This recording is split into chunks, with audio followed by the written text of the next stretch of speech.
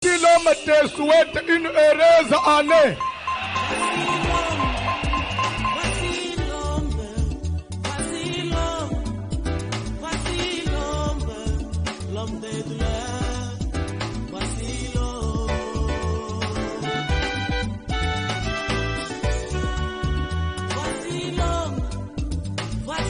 Genèse 47e chapitre, à partir du premier verset.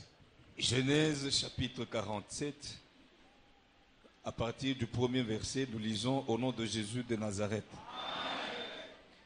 Joseph alla avertir Pharaon et lui dit: mes frères et mon père sont arrivés du pays de Canaan avec leurs brebis et leurs bœufs et tout ce qui leur appartient. Et les voici dans le pays de Goshen. Il prit 5 de ses frères et les présenta à Pharaon.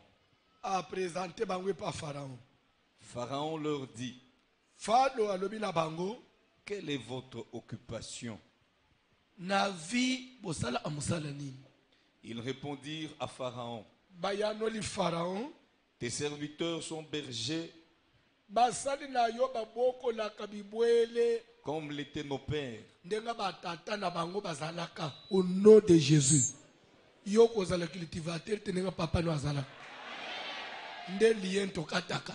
Via papa ilanda yo na misala te. Nom de Jésus. Et appelle lien mobimba. Mama teka na wenzi, yo pe na wenzi. Papa za policier, yo pe policier.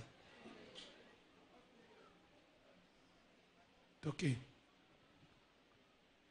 Ils dirent encore à Pharaon: nous sommes venus pour séjourner dans le pays parce qu'il n'y a plus de pâturage pour les brebis de tes serviteurs.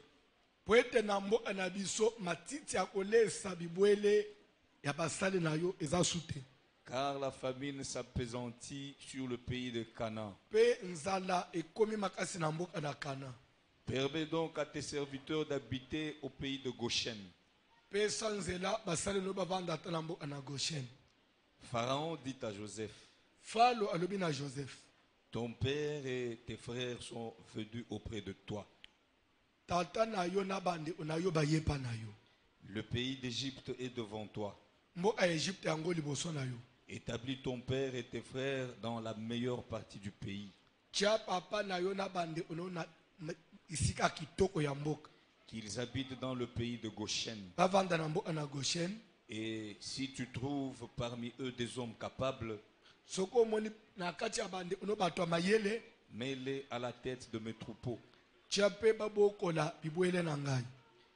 Joseph fit venir Jacob son père et le présenta à Pharaon. Et Jacob bénit Pharaon. Pharaon dit à Jacob: quel est le nombre de jours des années de ta vie?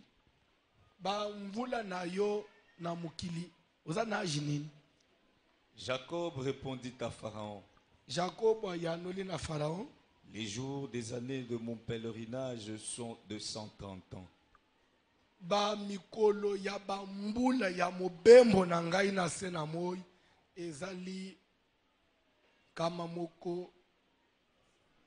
Pardon? OK. OK. Les jours des années de ma vie ont été peu nombreux et mauvais. Mikolo ya bambula nanga na senamoy ezamuke pezaki mikolo amabe. Et ils n'ont point atteint les jours des années de la vie de mes pères durant leur pèlerinage. Et kokani atate na mikolo ya bambula ya batata nangai na mubembo na bangpe na senamoy. Jacob bénit encore Pharaon Jacob pambuli su Pharaon et se retira de devant Pharaon. Pe alungwe liboso na ye. Joseph établit son père et ses frères Joseph afandisi papa nena bande onaye. et leur donna une propriété dans le pays d'Égypte, Pe apesi bango mabele na mboka na Egypte. dans la meilleure partie du pays, Na sika kitoko ya mboka. dans la contrée de Ramsès, Na quartier ya Ramsès. comme Pharaon l'avait ordonné. Ndenge Pharaon alobaki. Joseph fournit du pain à son père et à ses frères Apesi bande onaye lipa na papa na ye. et à toute la famille de son père Pe na famille nyonso ya tata na ye. selon le nombre des enfants. Kolangisa mutuya ya bana. Il n'y avait plus de pain dans tout le pays. Tosukeli wana. Et verset bozo retenir.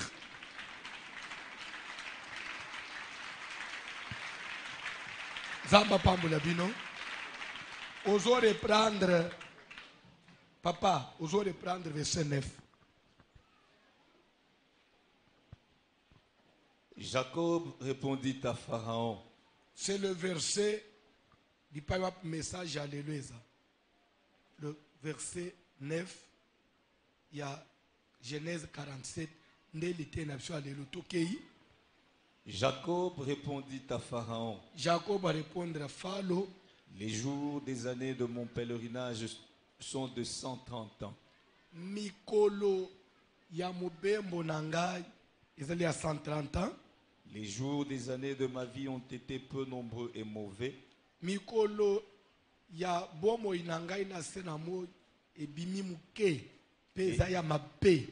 Et ils n'ont point atteint les jours des années de la vie de mes pères durant leur pèlerinage. Et kokanya tate na nombre ya bamvula batata nanga basala na mobembo na bango na senamo. Stop. Zamba pambola bino pa pambola loba na ye. Amen. Bible ezoloba que Pharaon a commis en Égypte auprès de Joseph. Joseph a battu na bande konaye a commis en Égypte nzamba sali a tomboli a komaki premier ministre, chef du gouvernement. Les bande on va découvrir bayo isango. Joseph a dit bino nyonso boya povanda auprès de moi parce que nzala et qu'on ça 7 ans. Et jusqu'à là, il s'est à 2 ans. Dans le ndinga bokomi, komata okita. Mais elle a encore 5 années à famine. Boya bofanda, auprès de moi je vous nourrirai. Bible zolba que baye bafandi. Lere bakomi, cela ne nous intéresse pas. Je veux plus. Au verset 9. Pharaon a yoki que famille à Joseph baye. Joseph a vu papa naye pour qu'il ait même présenter ye et pas ya Pharaon. Bandeko. Depuis Pharaon a yeba Joseph. Joseph abima en prison, as esclave, abima en prison, Pharaon a nommé a commis mutumnen. Mais Pharaon a dit komona ni papa na ye, ni mama lek, ni noko, ni ndeko. Azaka yemu upe akomi mukonzi. C'était l'air moko asa s'inquiéter. Mutu nino azala ana famille. Côté pe famille batela zo yebate. Masolono famille na biso baza côté ambo anakana ngabate kangai. L'air mo Pharaon zo mitune est-ce que eza solo akosaka. Et un jour amona pe Pharaon Joseph zo ese obandi onangai. Atali pe ya solo bakokani. Bazolo bape munoko moko. Nasima bakei o bakezwa papa.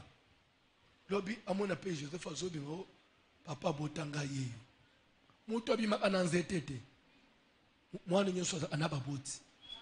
Mutu nyonso ana famille. Amen. Nde pour une fois Pharaon moni quand même que nde papa bota yo. Muto botanga ye. Maintenant par rapport à la façon Pharaon monele et papa, je ne sais pas, Bible peut makambo mususu. Papa nangai, na kukutana na mutu, kukutana liboso, ozana ajini. Est-ce que c'était nécessaire? Au moment où on a l'obama na Bible, et l'obama na sentiment, et l'obama pour penser à Nzambe et bima. pour tous les thé ou tous les lélo. Ce qui fera tout na aja Joseph té, mais les nazuli té ya lélo té. Ce qui fera tout na aja Jacob té, mais les nazuli té ya lélo té. À tourner, quels sont les nombres de jours de tes années. Même s'il faut demander, Moula Yipeboy, il fallait se dire quel est ton âge. Quels sont les nombres de jours de tes années. Il n'y a pas le nombre de jours de mes années. Car si la terre. Amen. Alléluia. Alléluia. Oyebi, en français, on dit quel est ton âge. Et si tu veux répondre, tu dis j'ai 30 ans. C'est simple, n'est-ce pas? Mais anglais peut être compliqué. En anglais, on dit how old are you? Et quand on veut répondre, on dit tu réponds, on ne commence pas à Yves, non, on dit seulement 10. Mais on dit, quand on dit how old are you? Vous savez, ce qu'on veut interpréter en français, et puis mamabe. Et ça, comme si tu es quel âge? On ne dit pas how old are you, non. How old are you? C'est comme si tu es quel âge. Mais chez eux, ça devient, ça sort, tu as quel âge. Donc, c'est pourquoi Minoko, ce qu'on veut une interprétation littérale, vous voyez, Minoko. Parce qu'il y a avoir et être, n'est-ce pas? Quel âge as-tu? C'est ça, non? Tu ne peux pas dire quel âge es-tu. En français, quel âge as-tu? Mais en anglais, on ne dit pas how old have you? Non. Parce que avoir, c'est have. Mais on dit how old are you? C'est comme en français, quel âge es-tu? Est-ce que vous comprenez? Vous comprenez bien. Oya comprendre. Donc, on a yeba ke lo ote. Fanda. Muko loko koma na Washington na aéroport. No ote la miss. Okay, no ote la muto how old have you? I have. Kola pambula yo. Alléluia. Alléluia. Pharaon Tony, Jacob, how old are you? Jacob va répondre 130. Vous comprenez? 130. Les autres disent 30, mais c'est 30. Ça veut dire 130 ans. Kola pambula yo. Uzokanga pe, hein? Jacob répondit, les jours des années de mon pèlerinage sont de 130 ans. Il pouvait aussi se limiter là. Parce qu'on a demandé seulement l'âge. Non. Les jours des années de ma vie ont été peu nombreux et mauvais. Peu nombreux et mauvais.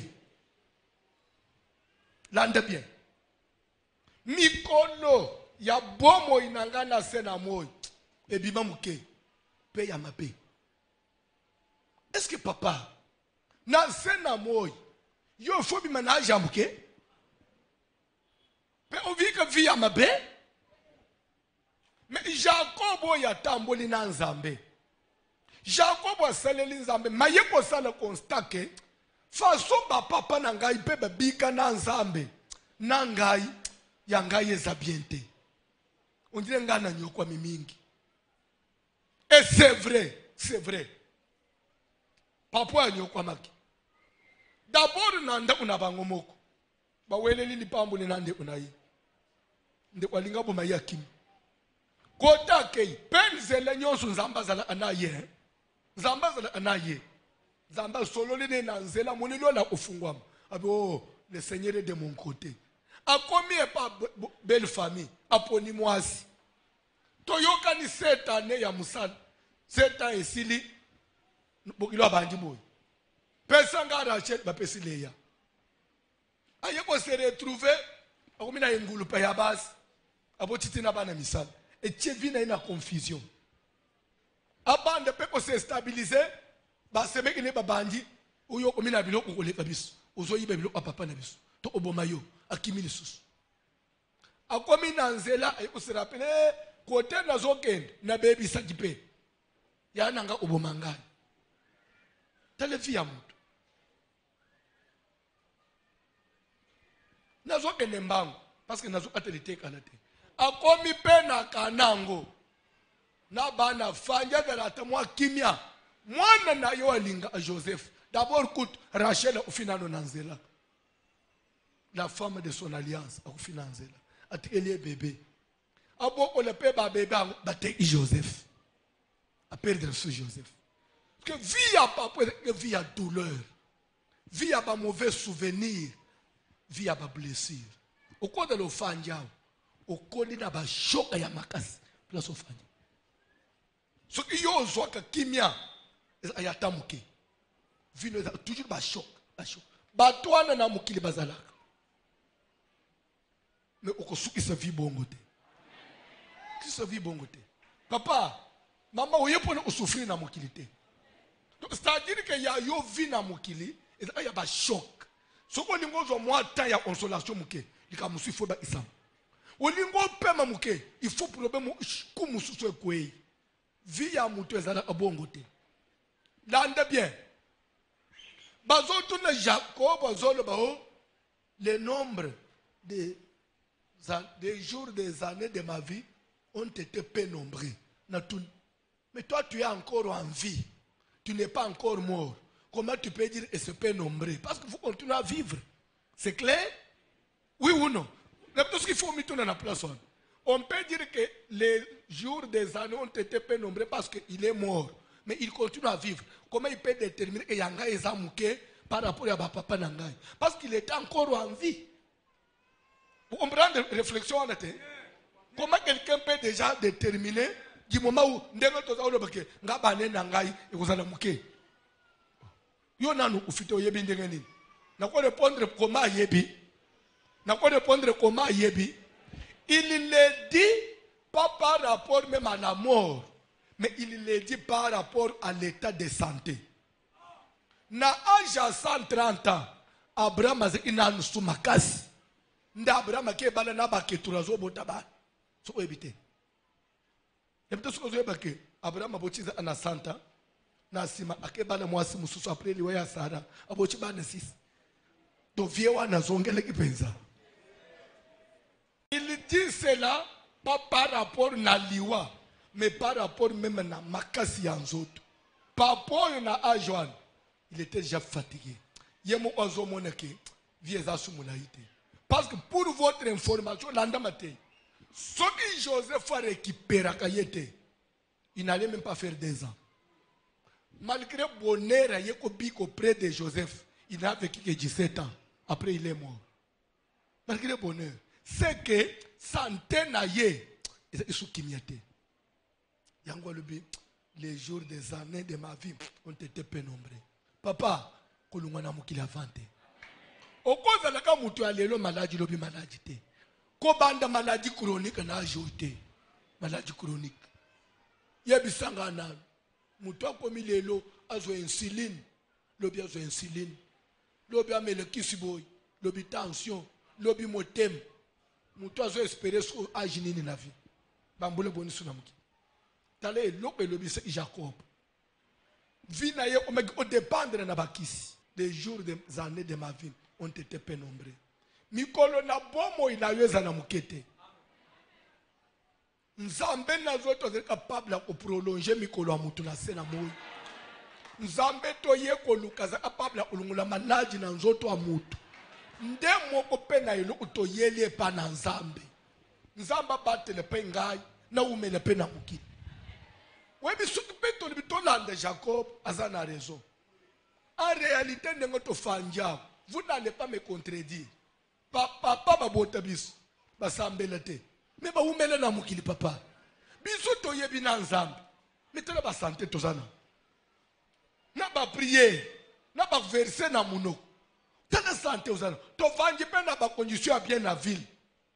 Mais ba tu ba koko na biso ba para ba na mboka. Ba zo kata bilanga. Bazo sala misala makasi, bazo toka ba mai, ba mama bazo meme biloko na mutu. Mais parce que la santé yo sana ngute. Ko yeba nzambe esungi yo na nini? Na ajoy. Pamalaji boni na nzoto. Nzoto aneka za lelo lekolo, lobi mukongo, lobi lipeka. Nzoto ya mwana na nzambe. Ce n'est pas une vie. Na yebisaki yo ke semaine oyo eza semaine ba prière. Ba prière a semaine eza ke nzambe afungula santé na yo. Nzambe apambula meme misala na yo. Na sukisi na place ya ba mikoleze imuke aye ko ba iselo omususu. Et les jours étaient mauvais. Vous comprenez? Il y a des choses. Mikoleze imuke pezala ki papa, faut pas vivre et des mauvais jours, non. Faut pas vivre et des mauvais jours, non. Faut pas avoir et des mauvaises nouvelles, non. Ba yibingai. Ba iskuloke ngai. Na si problème na musala. Ba changer nga poste, ba nguna poste bien. Ba kangi puyo na ngai ebungi. Mwana belle. Na ufeli mwana. C'est-à-dire que vous ne vivez que de mauvaises nouvelles. Non. À cela, j'ai dit non. Non. Bible zolo bake Pharaon païen. Païen. L'air a discours à Jacob. Discours à Jacob et c'est lié mal. Pharaon c'est Joseph. Prends ton père. Prends tes frères. Ils sont là devant toi. Et le pays d'Égypte, établis ton père et tes frères dans la meilleure partie du pays. Ponenine, papa ya nyoko mi fi mobimba, azala pe consoler atana mikolo ya suka à travers yo mwana na yo. Pharaon païen, ayo ikolela ya papa wana, alobina Joseph, tchaye pe avant dans la meilleure partie du pays. À bénéficier. Tala, Moussala Zamba Pessingai, n'a établi au pays, dans la meilleure partie du pays. Yoko Lungwana Mukili, quand on a souvenir, il y a ma bête. Non. Il y a yo vie, il y a pas problème, il y a pas choc, papa. Tout ce que tu me l'inzam. Tikapé, n'a établi dans la meilleure partie du pays. Tikapé, obikapé des jours heureux. À côté de voici l'homme. Qui a dit, yo de la toi passe. Ce qui va tenir sur la famille, va échouer, yo peut faut échouer. Qui quand na rencontre na ngai na yo. Mikolo ya vie na yo est la meilleure. Olungo na ba mauvais jour. Tanga Bible, au pesanga raison, tanga suite après verset 9. Joseph prit son père et ses frères et les établit. Et les établit. C'est-à-dire que Bandekwana, Batikale Obik établissement na vite. C'est-à-dire quand on dit les établit, en d'autres termes, il leur accorde de la stabilité. Ah, tu as stabilité, frère. Les amis, ni na yo. Vous connaissez stable, tu wapi. Nzamba mutu eko sambe na zaya nini. Nzamba stabiliza ape via mutu. Okoye bisanga nini. Yonji mena nzambe po sepela kaka na lone. Jacob ozo regrette na mukilingana permité. Ata lona ngume na mukilingana permité Pharaon bité. Faut pe opema. Oza pe na droit oboti Joseph.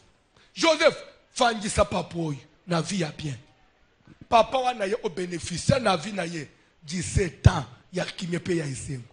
C'est-à-dire que a regretté vie mobimba. Ah, nzambe na zo opema na suka. Oui, mais l'essentiel a permis à ta copie ma maman. Yo atana bana yo boti. Okope matana suka te papa mama. Pa mama musu bazali yao. Obale libale ya bumbanda. Ya bitumba. Ya ofingana. Mubali des fois qui pas négligé yo vi mobimba. Oboti bana. Te lelo bana wana. Mwana upeko se retrouver ata. Ki ache yo a établir pe yo azate. Vi ya bana nyosu mitelenga no mama. Tika na kombo nzambe na zote yo. Atana bana na yo moko bimate Joseph a établir yo. Papa na zolo baboy. Soki na ba effort na yo omona poto te okomona poto atana zela bana yo boti. Soko ndimi amen, zela pote zofungwa. Soko ndimi amen, okomata avion ya poids. Soko ndimi amen, okotambula pena voiture asika. Tambuli pena voiture asika, basumbelo na muhanda. Ezalaka. Se, onyokwa miepa na bino. Elamba ya kolata loba yande unaywa tika kuzini. Nde lamba malongo bimina ngune église. Okukuta ne pete ata na nzela mariage, oza ne pe établi. Obika pe libale ya kimia.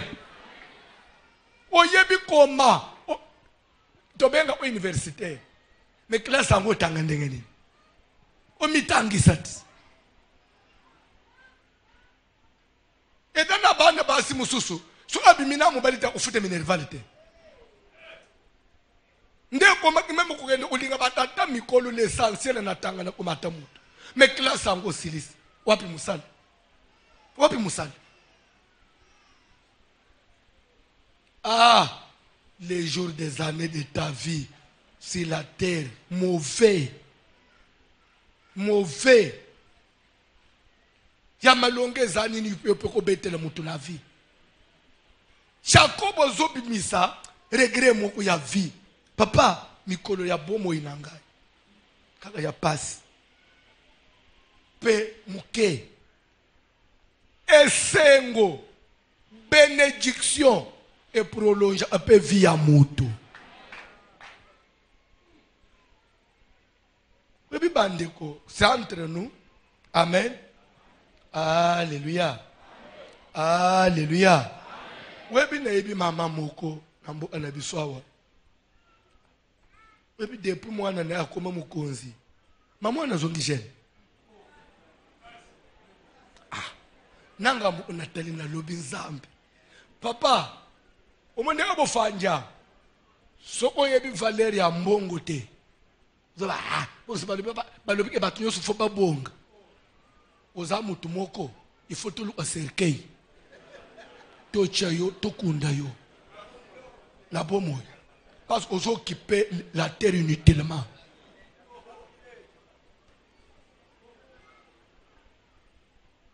Mbongo. Donc, akoma avandi 4 mois, nazana rendez-vous na médecin, nanga na Belgique. Ezate gazo sombe billet pour ende au matin avion vendre na ichakanga maboy. Diète privée et même yo. Ba hotesse na pilote ana aza programme ya yo moko. Ro azo lero zo kita. Ezana ba policier ya mboka nde bazo na immigration bazo na ba policier mboka wana. Ezate ko kolanda mulongo otema no. Ba policier ba sauter ba tunyoso ba yena yo. Bazo ine mkanda ba pesa ba chekache ba bimisi yo. Ba escorter ote ba keti onanda ko. Na mboka mupaya na mboka mundele.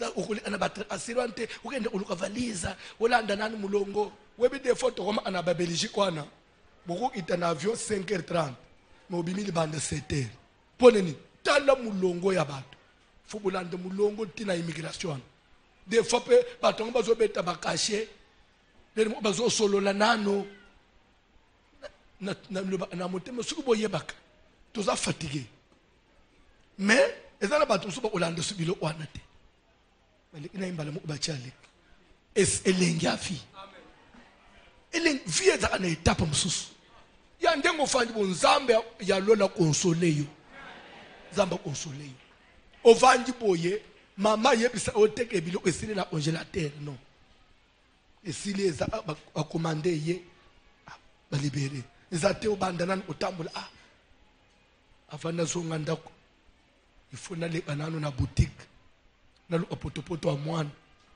potopoto amwana na pe mbongo ezo okate il faut ba osola na mutu abuti obi na client na yoti ngana somba akakao oyebi ngapie ah umoni na zape client lere mo ope na kozanga 2000 opesi ngai na koyaka kakao abite pona yo problème tezoa ça va dans des jours na zo osilis est-ce qu'il y a yo ba il faut ba bo omaka modèle wa soko boyango lelo vie zo changer semaine no eza semaine na ba prière oboye via passe sambele pe nzambe établir yo nzambe yasunga Jacob makambo ekoma mina Bible pona sentiment te eza po muto Jacob s'exprime qui mikolo nanga ya isengo te Pharaon lobi ok naza roi lokole ya isengo te sikozo kota na isengo Joseph kotse yena oui pourquoi le baki bilokwana aloba akolo ba on n'importe qui te parce qu'il savait que nazali boso muto akope sa solution. Le roi est de l'image ensemble. Dieu est le roi des rois. Yebisa nzambe pasi na yo. Na beli mingi, mama obeli mingi. Avese no wani fwestili. Obeli mingi. Maladi no ya sucre wani fwestili. Poma na yo attention nzambe capable kosili sango. Matena nga isili. Telema likolo. Bongo eza ini. Mateya lelo esi. Telema likolo. Toujours les na prière si quoi des prières par rapport à la réalité ya vie na yo. On peut faire semblant na miso abato mais motema na yo témoin. On peut faire semblant. Ah. Au moins na vie, ce qui totala ni na bilongo, mutu nyoso osala courage. Mais zana bato basali ba insomni na butu. Pona ba nyongwa bato. Pona nyongwa bank. Mbongo bato defa na bank. Biloko ango defela mbongo. Esili mbongo eza sute. Mais nyongo yo fo foot. Place au fanja. Ozo sala prière. Nzambe azana solution. Nzambe azana na solution na likambu nyonso. Atelema likoloko bayembi kantika muke. Na biso ke to osala tout obima fan. Telema likolo. C'est-à-dire que oboti na yo bana nyonso mitelengano. Mwana mo pe kozela stable azate. Ba ya na yo nyonso vindenge moko. Na bituna ya bino famille eza nini pe? Hein? Ya bino famille eza nini? Omituna kapete soko tali image ya famille na bino. Omituna ka te question te. Au nom de Jésus. Cantique. Yozali Zambe, Zambe avina ngai.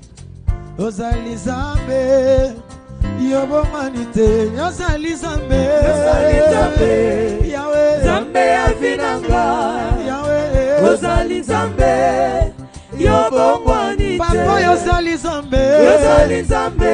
Alléluia. Zambe avina ngai. Papa na ngai. Yozali Zambe, yobongwanite. Yahweh yozali Zambe, Zambe avina ngai. Yozali Zambe, yobomanite. Yozali Zambe, Zambe avina ngai.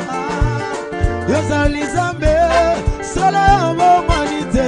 Yozali Zambe, Yozali Zambe, Zambe avina ngai. Yahweh Yozali Zambe, yobongwanite. Papa yozali Zambe, Yozali Zambe, Kola Yesu Zambe avina ngai. Yahweh na bongo Yozali Zambe, Kolo yobongwanite.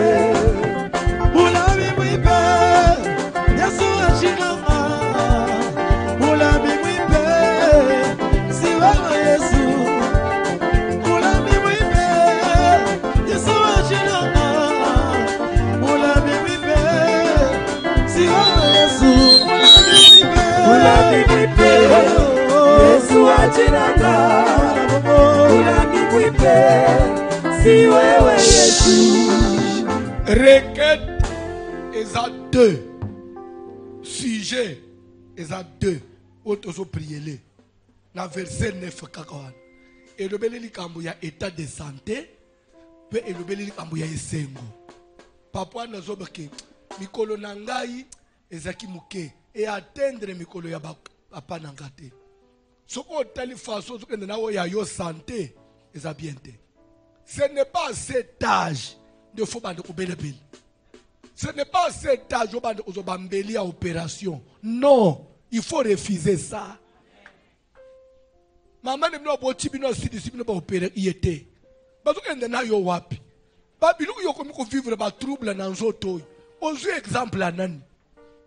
Ozu sa de prière. Santé na yo nzamba sala. Maladi atandenge ni nzamba longola. Ezane lo nzamba lembela te papa. Dieu existe. Kondima na yo lelo esala.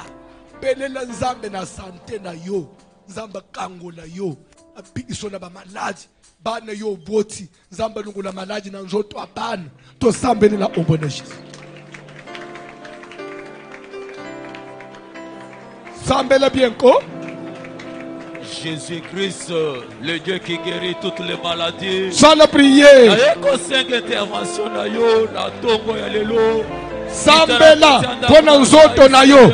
Sambela, pona santé na yo. Sambela, pona nzoto na yo. Sambela.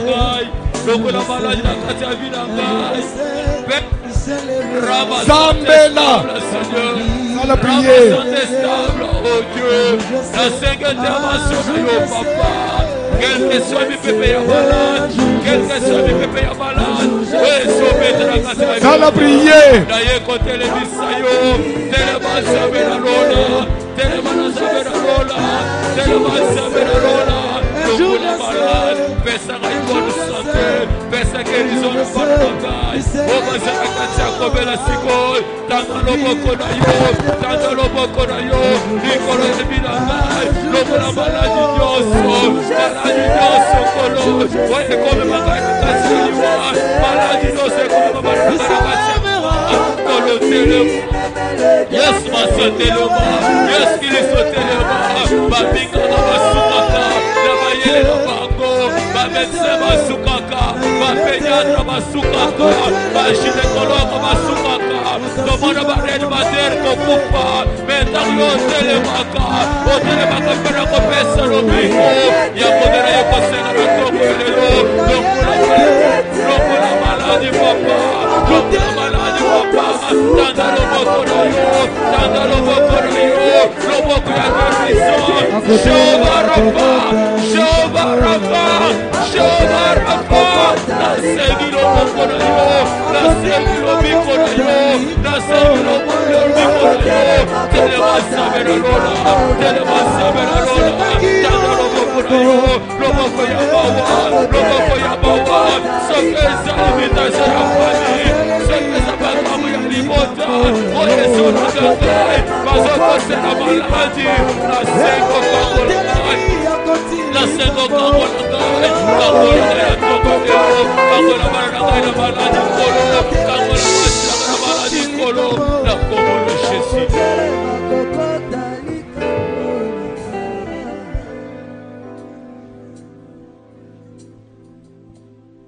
Landanga bien. Na évoqué que l'élément moko. Soko landi l'élément wana bien te, ça peut te prêter confusion. Na le biboy. Jacob a regretté vie. Et ça Jacob oyo azana na libumwa maman professeur Zobimake.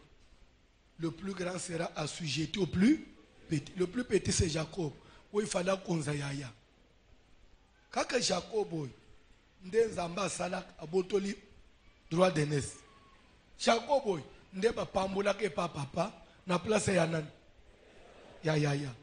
Jacob boy nda mone lola ufungwam banje bazo mata bazo it. Jacob boy nde nzamba lobela ki maintenant zobilo onayo zonga nambo a papa na yo na lingoza na susu awa et pas la bande. Là-bas l'andier na nzela nzamba pimeli là-bas keba na Jacob. En d'autres termes, c'est quelqu'un qui a quand même fait un bon parcours avec Dieu, oui ou non? Mais ce qu'on le contraire, il y a vie. Il a souffert plus que même Esaü. Oui. Et pourtant, c'est lui qui a Dieu. Elingi Olobani. Marcher avec Dieu, c'est autre chose. Oui. Prendre conscience pour vivre et dans le dengue moussous, c'est autre chose. Étienne, rempli du Saint-Esprit, pour qu'il soit Élie Jacques, c'est qu'il avait rempli les critères ya uza rempli du Saint-Esprit. Bazo bamba ye mabanga. Amoni lola usalani. Nzamba fanji na nini? Yo nanga tusto mono lole polele na boy physique. Mais babambie mabanga salini. Ki jak repe sukeliwan na lola ufunga ba vision sukeliwan. Elingi olobani. Papa, ukode na grâce ya nzambe. Maybe tumba ya mukileza elo umususu. Soko funguli misu te grâce wane kukatana na nzela. Na tu peux cet exemple communiquer à pasteur chacun. Grâce à cette qualité, église cette qualité.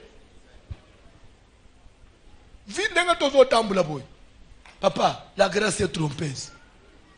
Ce qui famille bazo luka yo, luka penza mendenge mususu. Kono bateke na nzambe. Nzambe ifala atombole tshena lungulele bazo bambe tshena mabanga. Matike tshena kufa. Bazo liye yo nzamba zo tala.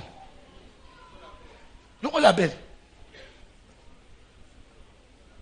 Ndete na wapile makamto ba ya délivrance awo. To ota ba jeune. To luka nzamba na kamwa kandenge yo zala akidiba. Mon frère na kamwa kayo. Unje comprendre que le côté. Vieza amoko. Keba. Oye otika biso enjo na ma ya miss. To mi ko regretter yo. Ya to mi ko lela. Ko mi ko simba mitema Seigneur pourquoi? Au nom de Jésus, et soit place te. Papa sala prière. Bitumba nyonso ezoluka kaka bomo inayo. Baluka kaka yo lala na se papa. Bazwa nzela te. Na zolinga ozo prier ozo bouger. Soki basi babete ko munduki ya butu. Nzamba neutralizango. Ya ndengo ozo tambula bo papa. Nzo ande basi babete o cancer bisoto yebite. Maman, basi babambi o cancer.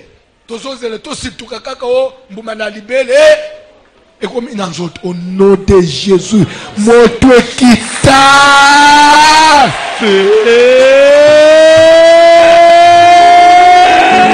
Otora sabe sokota na soto na gai. Otora sabe traverse soto na gai. Ono setanga bibolele, maladi no se basiba kotisa. Mundu ki basiba beta, ezopima. Le feu dévorant, le feu de Dieu, le feu de Dieu. Les autres traversent les autres ragailles, les autres cimés. Venez l'océan boulili, Massassi l'océan boulili. Oui, c'est quand on a les autres ragailles, les opima, la combo de Jésus,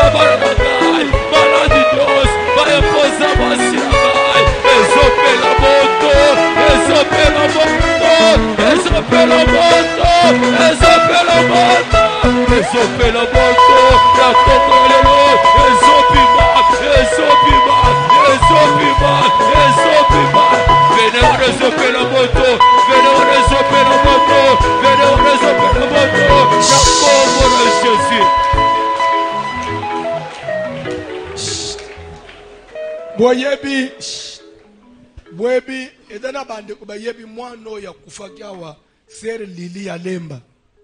Boyebi su Lili atebele bayebi ser wana akufina 28 ans. Nine meme Lili na kalembelembe pa na ngai. Lili aye poma ya mama na bango. Mama abota bango azeke infirmière na mama yem. À un certain âge, mama bandi cancer à libelle. Bakati libelle, basalo ba chimio, mama biki. 15 ans après, libelle mususu bandi cancer.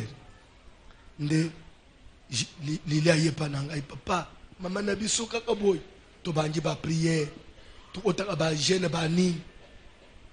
Bande. Nakenda ipoto mukolo mukona sala isku 3 semaines. Lili atikali. Lili concentré zo sambele pona mama. Mbuma mo ebandi pe lili na libeli. Da te kindo ezamabe. Le tanga na zo zonga na utilibela lili rouge.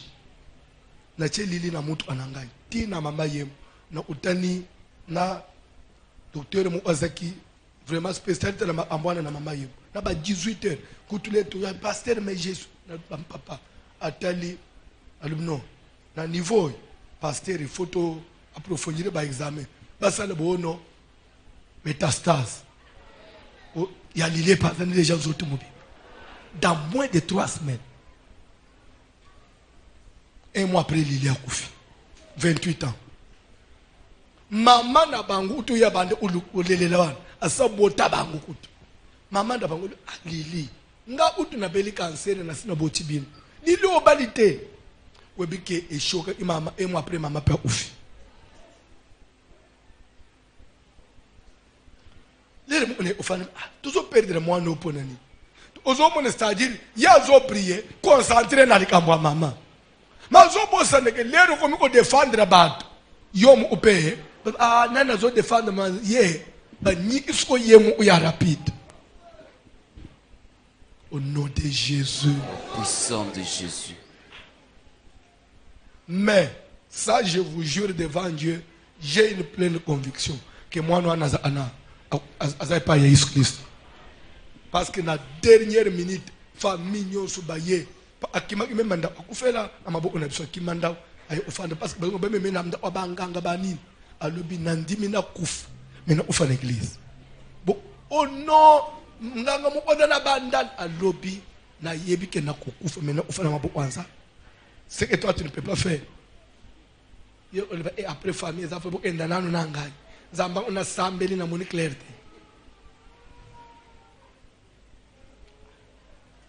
Est-ce qu'il faut faire la modèle? Nazana besoin aux autres le plus aux autres mais les limitations d'âge. Limitation âge il y a Jacob limité. Jacob a une limitation d'âge. Abraham a fait 175 ans. Mais hier ils ont fait un âge 47 147 ans. Jacob a été différence à combien? Limitation d'âge. Ozo sale prière. Je disais à Abraham, on a 175 ans. Ozo sale prière. Moto ekita. Âge no muntu kinyosu ya kenjuro simba mutu. Sale prière. La combo de Jésus. La combo de Jésus. Dossier limitation d'âge. Limitation d'âge. Dossier famille. Limitation d'âge. Dossier famille. Yake matunos babibisa kamutu. Bakufaka na kombono yes botora sabezo la delango botora sabezo la delango nazokata singa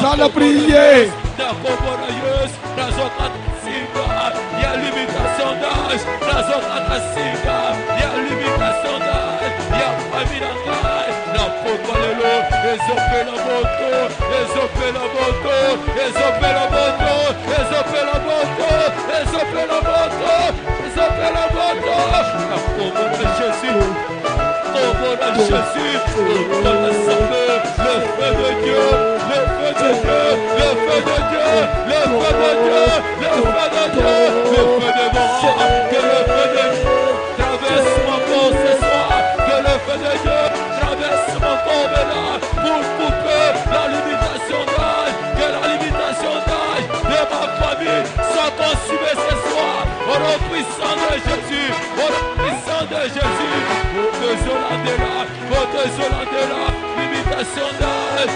de ancienne famille ancienne belle famille ezopela moto ezopela moto ezopela moto ezopela moto la combo de Jésus combo de Jésus la combo de Jésus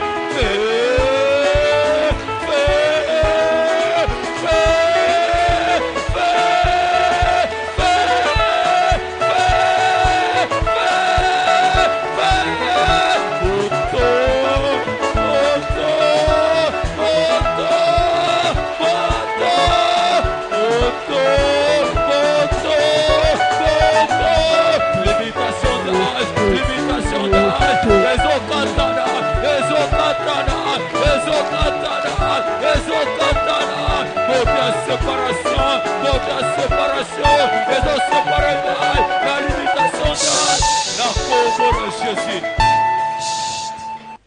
Toujours on a deuxième sujet.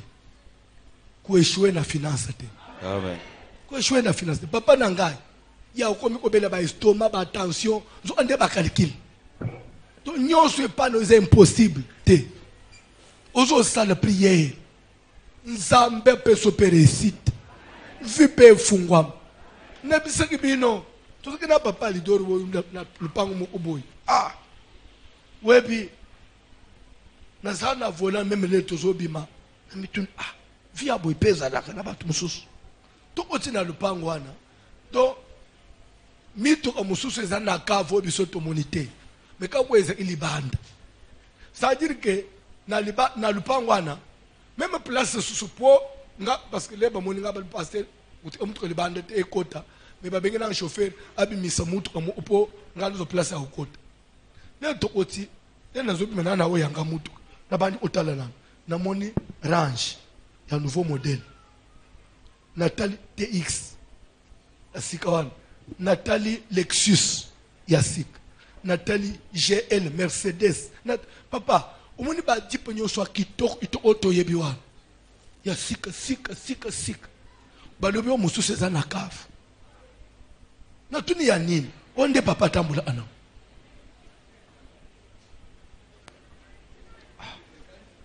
C'est-à-dire skoy yo zana kama mutuka moko. Na tonso olamuki. Chofelenga mutuka. So chauffer mutuka.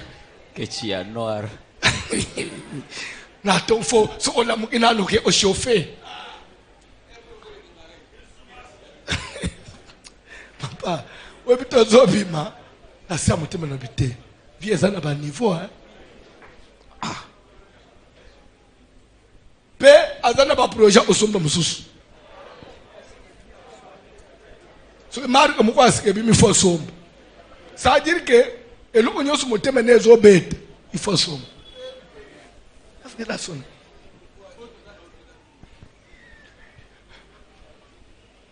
Moïse azoto na ngai vi yango wana. So biso tozo meno za vi nini? Ya passe.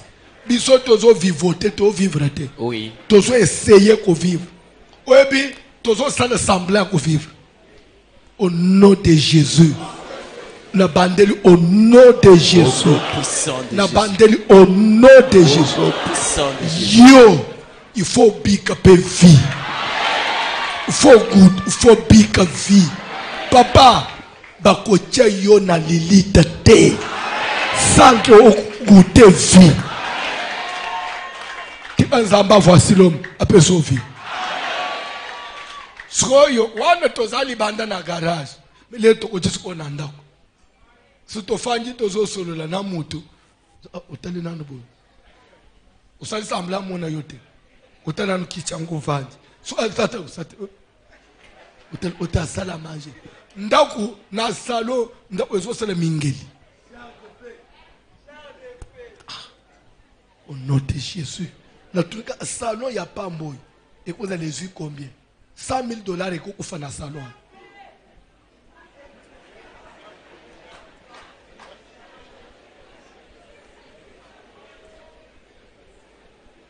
Amen.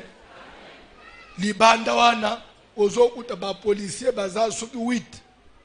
Ba makenya baza wana suki 12. Bazo batela lupango moko. Tu me nini yo nzambe na ngai lezo mona. Mais c'est son argent. Mais mutu wana tuna so âge ya mukolo biloko wana. Il n'a pas 45 ans. Un jeune, il n'a pas 45 ans. Au nom de Jésus. Ozo sa la prière.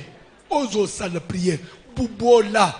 Sokeza vi yoka. Lokola bana ya Jacob bazoye Pharaon que tes serviteurs bazaba berger comme l'était leur père. Via papa na bino landa yote. Via famille na bino ana ya yote. Au nom de Jésus, mon Dieu qui t'a via famille, une forme ya famille, via pas via bubola. Bobola dosia famille, bobola dosia famille, et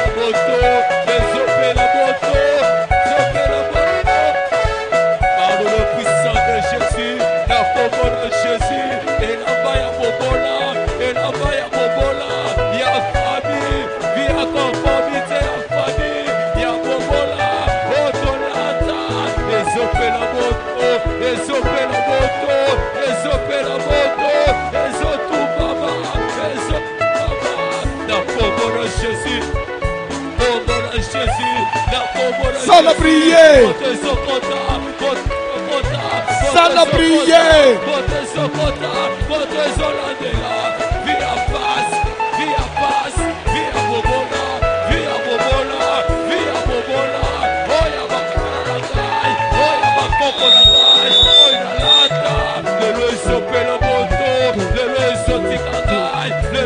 Le